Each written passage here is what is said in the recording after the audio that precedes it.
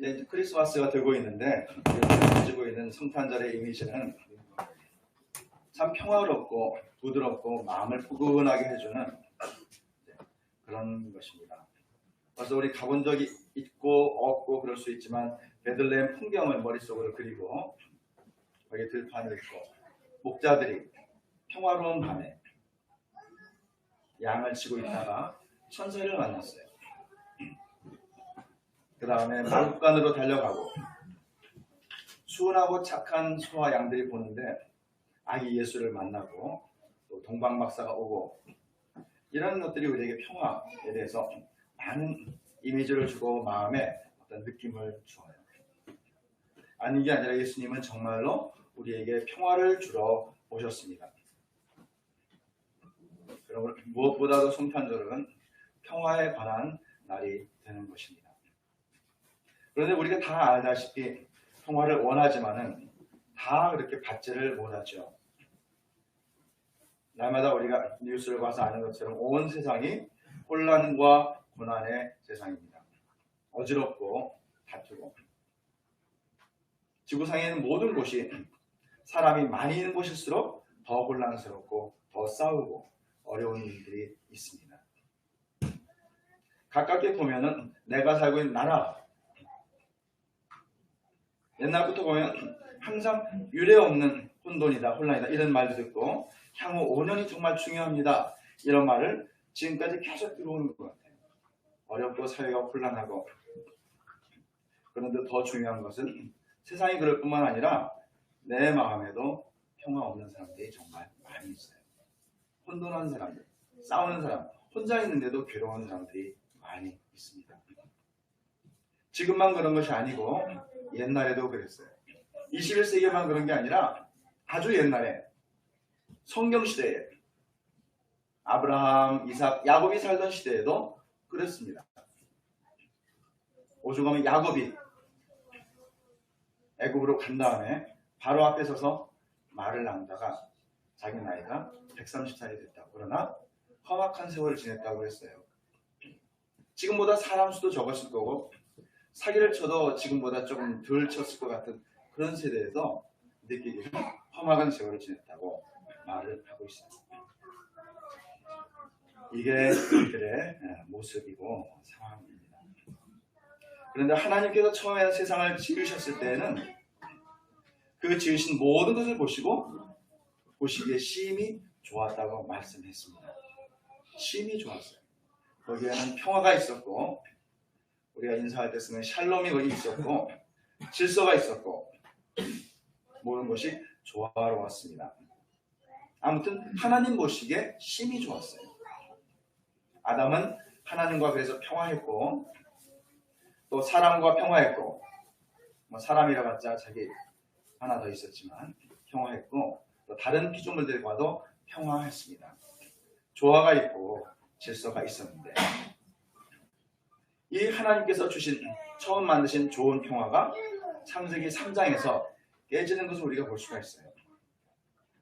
뱀이 나왔을 때, 뱀이 말을 했을 때 하나님과 아담 사이에 틈을 벌리면서 그 틈을 비집고 들어오면서 선악과를 먹도록 유혹을 했을 때에 아담이 하나님을 불신하고 하나님께 불순종을 했습니다. 이때 바로 평화가 깨졌어요. 그때부터 사람은 하나님과 불화하게 되었고 나중에 성경을 보면은 하나님과 원수가 되었다고 말하고 있어요.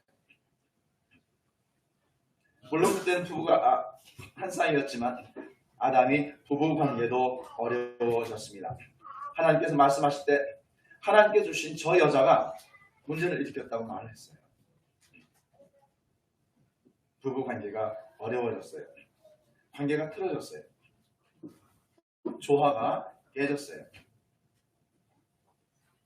조금 있다가 살인이 발생을 하고 또 후대로 가면서 더 큰 문제들이 많이 생겨졌습니다. 사람은 하나님과 함께하던 동산에서 밖으로 쫓겨났고 그리고 하나님 없이 살게 되었습니다. 이렇게 세상에 혼돈이 왔습니다. 더 이상 질서 있거나 아름답거나 조화로운 세상이 아니에요. 여러분, 이렇게 하나님을 떠나면서 생겨난 혼돈이 오늘까지 오면서 우리 마음에 평화를 내고 있습니다. 이렇게 생겨난 혼돈이기 때문에 이제 우리는 혼자 있어도 괴롭고, 혼자 있으면은 보통 경험하는 게 잘할 것 같다가 귀찮게 하는 사람이 없으니까 잘할 것 같다가 혼자 있으면은 일단 늘어지고 게으러지고 자세가 나빠지면서 마음도 더 안 좋아지는 것이 많은 경우입니다. 누구와 함께 있어도 이제는 평화를 누리지를 못합니다. 좋은 사람일 것 같아서 옆에서 같이 지났는데 어떻게 시간이 가면서 끝까지 좋게 가는 경우도 드물고 서로 안 좋게 가는 경우 많이 있어요. 환경이 좋아도 괴롭습니다. 살기 좋아졌다고 하지만 자기 목숨 끊는 사람도 많이 있어요. 그래서 누구나 평화를 원합니다. 그러나 하나님과의 관계가 일단 틀어진 이상 그것이 쉽지 않아서 누구나 원하지만 그러나 그렇게 그것을 쉽게 얻을 수가 없어요. 다 이것이 하나님을 거역하고 불순종하고 떠났던 사람의 죄 때문에 비롯된 것입니다. 이런 것은 그러므로 하나님을 왕으로 모시지 않은 데서 비롯된 것입니다. 하나님을 떠난 사람에게 평화가 없는 것이에요. 왜냐하면 이 세상은 하나님께서 만드셨고 하나님의 원칙과 하나님의 어떤 운영 체계 가운데 만들었기 때문에 하나님을 떠난 사람이 그 체계에 맞춰서 순응할 수가 없는 것입니다. 이것을 잘 보여주는 게 우리가 가지고 있는 성경책입니다. 이스라엘 역사를 보면은 사람들이 하나님을 떠나가지고 얼마나 고통하고 괴로웠는가. 틈만 있으면 하나님을 떠나는데 그러다가 회개하고 돌아오면 조금 좋아지다가 또 살만하면 하나님을 떠나고 다시 고통하고 이것을 반복적으로 보여주고 있어요. 하나님은 물론이지만 사람 왕도 없어가지고 고생했던 시절도 있었는데 이건 우리가 성경에서 보는 사사기의 시절입니다.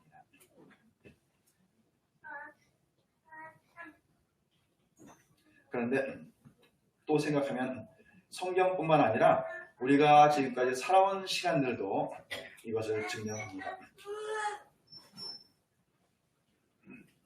저를 포함해서 이 중에 또 여러분들이 하나님이 내 마음의 왕좌에 계셔서 나를 통치하시지 않았던 그런 시절을 가지고 계시는 거고, 그리고 그럴 때에 얼마나 고생을 하고 아픈 일이 있었고 괴로운 일이 있었는가, 내 마음이 슬펐는가, 이런 기억 가지고 계시는 분들도 많이 계세요. 하나님께서 정말 내 마음 안쪽에 중심에 계시지 않으면 나라도 그렇고 넓은 세상도 그렇고 그뿐만 아니라 각 사람의 마음에도 평화가 없습니다. 이것이 혼란입니다. 이런 사실을 알면서도 하나님께 돌아서지 않고 엉뚱하게 다른 것 추구한다면 답답한 일이 될 것입니다. 그러므로 평화는 하나님과의 관계에서 시작을 합니다. 우리 죄 때문에 하나님과 원수가 되었는데 이 죄를 없애고 그리고 하나님과 바르는 관계를 갖고 한 걸음 내딛는 것이 평화의 첫 걸음이 되는 것입니다. 예수님이 이것을 위해서 우리에게 오셨어요. 이 땅에 오셨어요. 우리가 할 수 있었으면 아마 안 오셨을지도 몰라요. 해도 안 되는 것이기 때문에 예수님께서 이 땅에 오셨습니다. 우리의 죄를 대속하기 위해서 우리의 죄를 예수님께서 대신 지고 우리의 죄값을 하나님 앞에서 대신 짊어지기 위해서 이 땅에 오셨어요. 십자가에서 죽기 위해서 세상에 오셨어요. 이것이 세상에 평화를 주시는 예수님의 방법이었습니다. 이렇게 해서 우리가 평화를 누리게 된 것입니다. 우리가 지지난주에 성경 암송 대회 했을 때 그가 찔림은 우리의 상함을 인함이고 그가 징계를 받으면 우리의 죄악을 인함이고 우리의 모든 문제를 지기 위해서 예수님께서 오신 것입니다. 이렇게 해서 예수께서 우리에게 평화를 주셨어요. 오늘 본문은 예수님이 평화의 왕이라고 말씀을 해 주십니다. 선지자 이사야가 쓴 글인데, 당시 이사야는 자기 나라였던 유다가 어려운 상황에 있을 때 자기 나라를 위해서 하나님의 말씀을 전하기도 하고 예언을 하기도 하는 그런 사람이었어요. 그런데 그렇게 하다 갑자기 수백 년 후에 오실 예수님에 대해서 예언을 합니다. 우리에게 한 아기가 났어요. 그런데 이 아기는 정말 놀라운 상담자이고 놀랍게도 우리를 이끌어주시는 분이시고, 그리고 전능하신 하나님이세요. 영원토록 계시는 아버지세요. 그리고 평강의 왕이라고 말씀하고 있는데, 오늘은 우리가 이 말씀에 특히 주목을 해보는 것입니다. 평강의 왕이 우리에게 나셨다라고 700년 전에 이렇게 예언을 하고 있어요. 이사야의 이 예언을 읽고 나서 수백 년이 지났습니다. 이제 천사들이 이 땅에 내려왔어요. 그리고 노래했습니다. 지극히 높은 곳에는 하나님께 영광이요, 땅에서는 기뻐하심을 입은 자들 중에 평화로다. 이렇게 말씀을 했어요. 이럴 때 천사들이 찬양했던 예수님의 평화는 사람들이 만든 평화와 다르다는 것을 우리가 기억을 해야 되겠습니다. 이 세상에서는 사람들이 돈과 무기로 다른 사람들을 정복하고 제압하면서 평화를 준다고 말을 합니다. 그러나 예수님은 우리에게 평화를 앗아갔던 근본 원인이 되는 죄를 처리해 주셨어요. 우리를 위해서 예수께서 십자가에서 대속의 죽임을 죽고 부활하셨다는 것을 믿고 예수를 주로 받아들이는 사람들은 그 죄를 용서받고 하나님과 화목함으로써 참된 평화를 누리는 것입니다. 이 십자가는 하나님과 사람의 관계도 좋게 해주지만 나아가서 사람들과의 관계도 좋게 함으로 세상에 평화를 가져옵니다. 성경은 말씀하기를 멀리 있던 너희가 그리스도의 피로 가까워졌다. 예수님은 우리의 화평이 되신다. 예수님은 둘로 하나를 만드셔서 원수된 것, 이것을 허물어 주셨다. 중간에 막힌 담을 자기 육체로 허물어 주셨다. 이렇게 말씀을 하고 있어요. 그러므로 예수님, 이 평강의 왕이 해주시는 일은 하나님과 사람을 화목하게 하시고 또 사람들을 서로 화목하게 해주시는 일입니다. 이것은 구약에서부터 우리가 있다고 능히 들어서 알고 있는, 있게 들어서 알고 있는 이 하나님을 사랑하라, 그리고 내 이웃을 사랑하라 하고 있는 이 율법의 요구를 다 맞춰주시는, 다 이루어주시는 그런 일이세요. 하나님과 사람을 화목하게 해주고 또 사람들 사이에 화목하게 해주시는 이것이, 그래서 율법의 모든 요구를 충분하게 이루도록 해주시는 것이 예수님께서 하신 그런 일이었습니다. 네, 예수님의 일은 그런 것이었고, 이제 평화의 왕이 하시는 일은 그런 것이고, 그러면 우리는 무엇을 합니까? 우리는 어떻게 하는 것이죠? 방금 전에 말씀드린 대로 문제의 근본 원인이 되는 죄를 처리하고 주시는 평화를 세상이 주는 것과는 전혀 다른 것이다 하는 것을, 이것을 먼저 알고 이것을 먼저 구하고 또 예수님께서 이것을 주신 데 대해서 감사하는 것이 필요합니다. 우리는 이 평화를 누려야 합니다. 하나님께서 좋은 것 주셨을 때 우리가 누리기를 원하세요. 받기를 원하세요.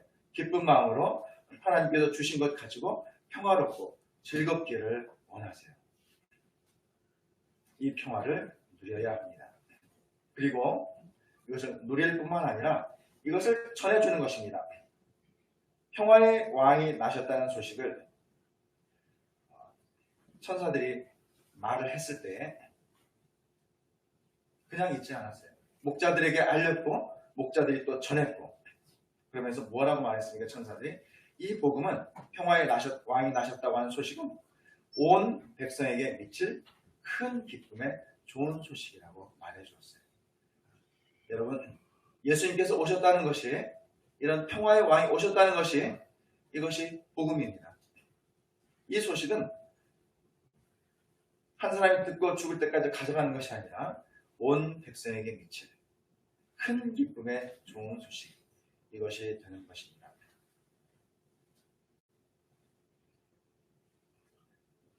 사도들과 예수님의 다른 모든 제자들이 두루 다니면서 이 오신 평화의 왕을 전했어요. 예수님을 알리고 전했어요. 그래서 하나님과 원수된 사람들로 하여금 하나님과 평화를 누리도록 이 사람들이 도와주었습니다. 서로 싸우고 반목하던 사람들에게 예수님께서 우리의 평화가 되신다. 이방인과 유대인이 예수님 안에서 하나이다. 주 안에서 하나다. 이것을 외쳤어요.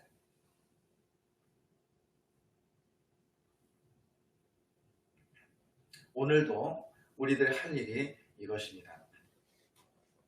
평화의 복음을 전하면서 먼저 우리가 이 평화의 복음을 많이 누리면서, 깊이 누리면서, 충분히 누리면서 또한 이 복음을 전해주는 것, 이 평화의 복음을 나누는 것, 하나님이 주신 평화를 나누는 것, 이것이 우리의 할 일입니다. 하나님께서는 지금도 그것을 기뻐하세요. 성경은 우리에게 그래서 이렇게 말씀하고 있습니다. 화평케 하는 자가 복이 있다. 화평케 하는 자가 복이 있다.